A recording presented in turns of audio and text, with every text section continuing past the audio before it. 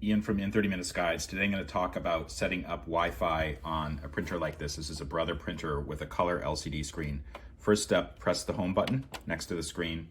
This pops on, and I don't know if you can see this that well. There's a bunch of icons, and the one we're going to tap is the setup icon. Looks like a little wrench, and then you'll see network. So choose that.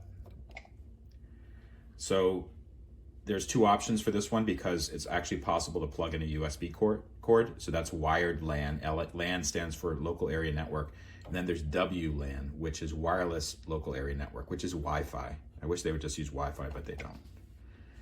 Okay, and the easiest thing to do is just to press the setup wizard, because basically what it will do is it will scan for local Wi-Fi points. And you can see there's a whole bunch of them. So we're going to do this one right here.